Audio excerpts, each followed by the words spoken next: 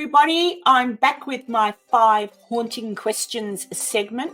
I've got a few people lined up to do these little 5 haunting question segments with me. And the first person to say yes and come along and answer the questions was someone who's really funny, has a great channel, and I know you all love him. So here he is, the Side-Eye Guy. Hey, Seggy. Hi, Karen. Hi, everyone. So, look, I guess the first question is the first thing to ask you is about your channel. Most everybody's probably familiar with you by now, but for those who may not be familiar with you, what can you tell us about your channel? What's it all about? What do you do?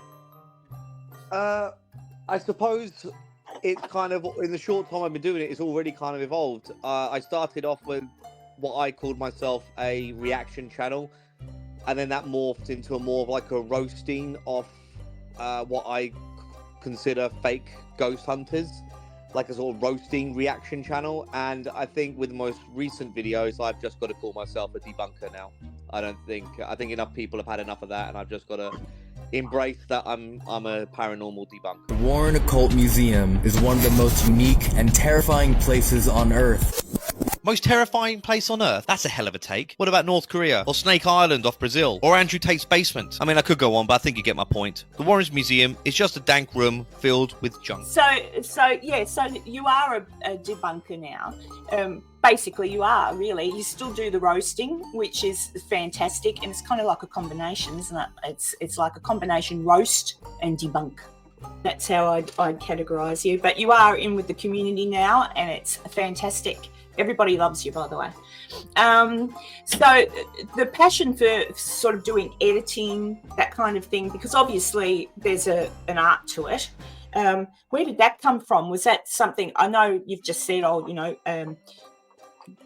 that's what your channel's about now, putting these things together, but where did the passion for editing and putting all that sort of stuff together the way that you do it, where did that come from? I don't really know, to be honest with you. I just kind of wanted to... I wanted to make a YouTube channel, and I knew that much. And I knew you can't really do a good YouTube channel without having some sort of editing skills. But I'd never done anything like this before starting the channel. I've never really done video editing at all. I was unfamiliar with video editing software, with video editing techniques. I just kind of knew how I wanted my videos and how I wanted the channel to look in my head. So I saw other channels and the way that they kind of operated, and I was like, I quite like that style, and I quite like to take shades of that or snippets of that and influences of that and apply it to my own style of video. But I had to learn how to do all that. Like, I had to kind of like learn from scratch. I didn't really have an idea. Yeah, much like myself, same sort of thing. You watch and you think, oh, how did they do that? Then you get the editing program and away you go. But are you finding now it's more it's something that you really want to do all the time? Like you're finding it a bit of a fun hobby, so to speak, like putting it all together. Do you enjoy the process? Yeah, I do. For the most part, I very much do enjoy the process.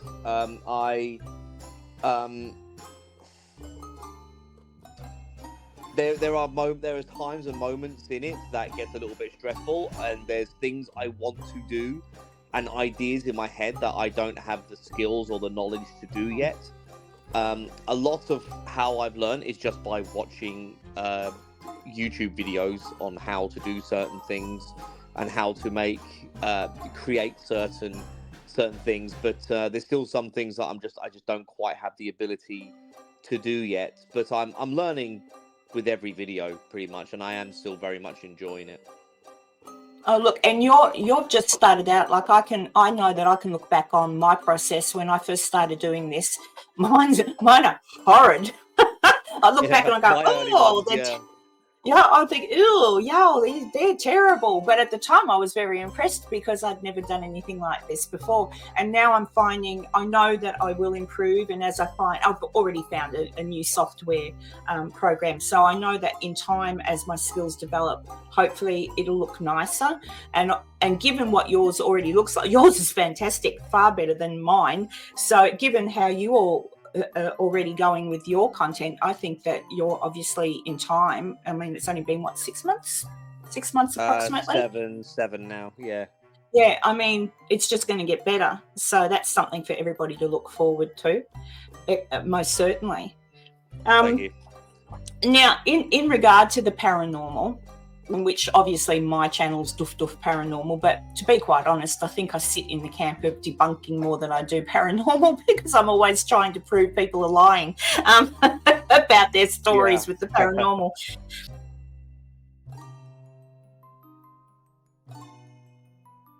Have you ever had anything on a personal level happen to you in regard to paranormal, like any strange occurrences? Not necessarily seeing a ghost or anything like that, but something that you can't quite explain and you have wondered what that might be. Anything happened to you personally?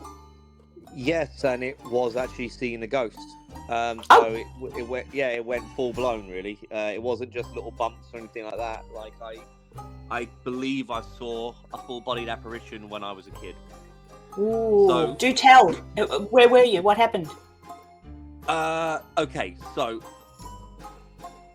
I'm more than happy to explain it. I did explain this story in my 1K sub special, but that was quite a while ago that I uploaded that video, and the view figures aren't so high for that. So I'm sure quite a lot of people haven't heard this. So when I was about 11 or 12, and me, my mum, and my brother's like a couple of years younger than me, we were all obsessed with this show called Strange But True, which was like a 90s, 80s, 90s paranormal TV show that just did like a 10 to 15 minute short report or story or ghost story, or and it would talk to the people that actually were involved with these claims and interview them, and they would just sort of tell their story, and then there was a commercial break, and then it would be a completely different story. So it was like two of these stories in like a sort of half-hour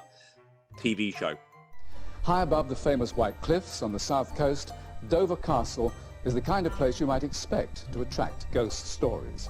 Staff there take them with a pinch of salt, but more recent events have made them take their unearthly guests much more seriously. And one of them was there's underground tunnels in Dover Castle, in England, Dover Castle, and the tunnels were converted into a World War II hospital. So now, today, so in the TV show, they claim that it's haunted. It's haunted by a number of different ghosts. And this, if you go to my 1K sub special, I actually put a link to, I found the Strange But True TV show on YouTube. I found the episode, on YouTube. Oh, so you actually found the episode you're referring to. Okay, yeah, so everybody, I'll put that. I will put that link in the description below for everybody, so you can go to that later. Awesome. Continue.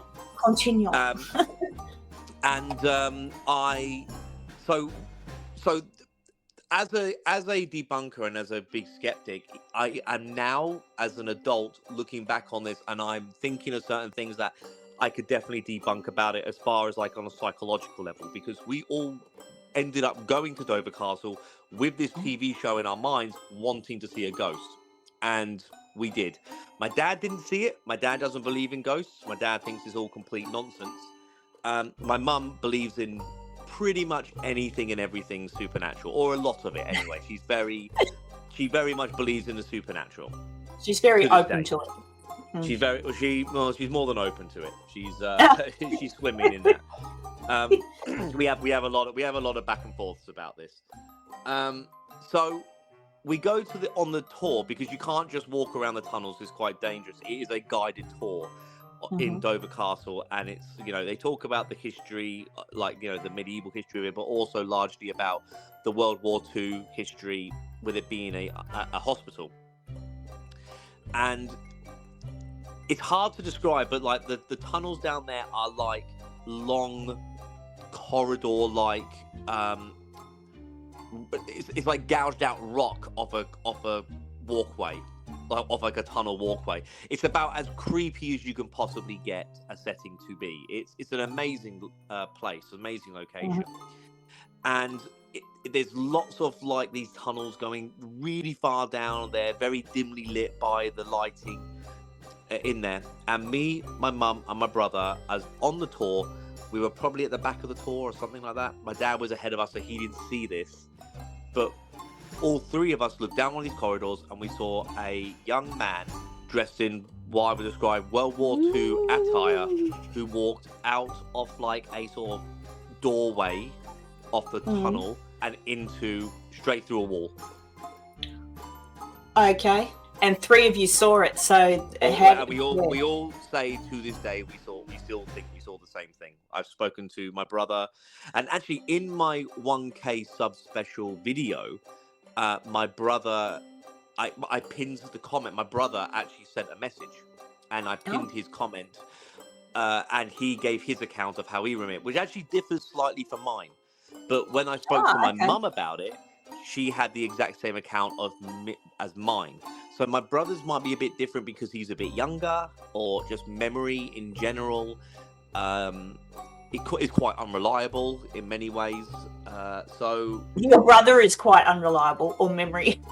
Memory, both, but certainly met the memory. Oh, well, that will be something that everyone should go and look at that special then and read the pinned comment and then go to the link that you've supplied. That's what I think everyone should do. So we won't give it away here as to what your brother says he saw. Well, that's pretty cool. I've never seen an apparition. I would love to, but I haven't. So were you scared at the time as a child, or did you just go, oh, no, wow? And then no, not at all. We didn't even talk about it until we got to the gift shop. So we get to the gift shop, and then we all just say to each other, "Did you see that?" And we were like, each one of us was like, "Yes, we all saw it," and no one freaked out. No one acts like Twin Paranormal or Yasko or anything like that. There was no screaming or anything like that. You know, we were kids and we weren't screaming about it. We were just intrigued. No way! No way! Wow, that's pretty cool. That's pretty cool. I mean, all I've ever got is a singing one. That's pretty cool. That's pretty cool too. So, in regard to my next question, we're already up to the fourth question because we've covered the other three. Aliens, fact or fiction? What do you think about aliens? You know, UFOs. If the question is there intelligent life outside of Earth? I would say almost certainly it has to be. As far as if the question of have they visited Earth, that's debatable. It's certainly debatable, but I know there's a lot of accounts to say they have. There's a lot going on there to say they have. Maybe I want it to be true, but I don't know. It's one of those ones where I'm just like, I don't know. I'm very much on the fence about that.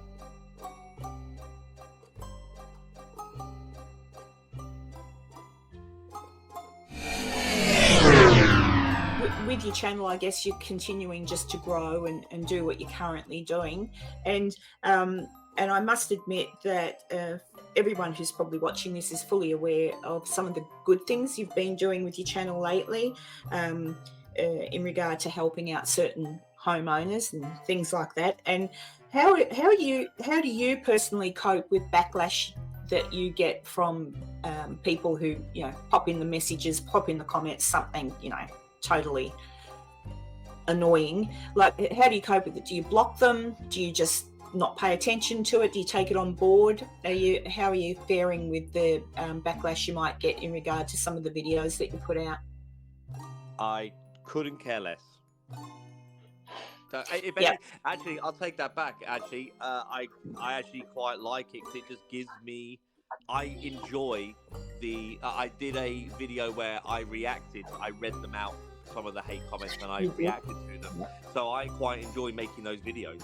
So if anything, I'll say I actually quite like them. Whether it be a hate comment or whether it be a constructive feedback comment or whatever you want to call it, and they said something that I was like, oh God, I never thought about that. They're completely right. That might affect me.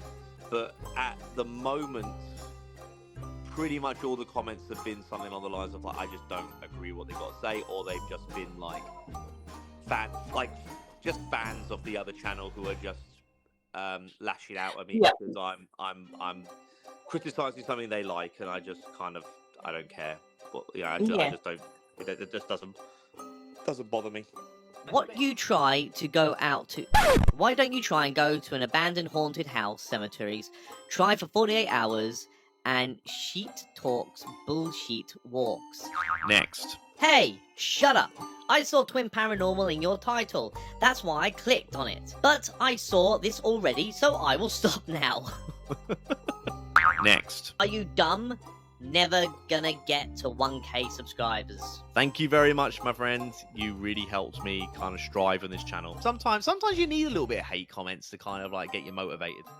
But you do often see other channels, particularly Beardo, gets a lot of hateful comments, which I think are unnecessary. The Shape also cops a lot of horrible feedback. Yeah, I think that's what comes down to it for me. Is like I got into this knowing full well I'll be pissing people off. So yeah, I would be very naive to not expect a certain level of I don't know what I guess just for want of a better word, just a background hate, criticism, just negativity, whatever you want to call it. There's always if your channel is based around saying to people this is what you are watching here is either fake or incorrect in some way, you're not going to be favored by everyone who watches it, and I understand that, and that's fine. And I just don't care if you're gonna come back at me and just kind of like hurl insults. I just don't care. Oh, exactly. And look, I've been pretty lucky. I've made my thoughts known on a few different paranormal teams, and most everybody has been respectful.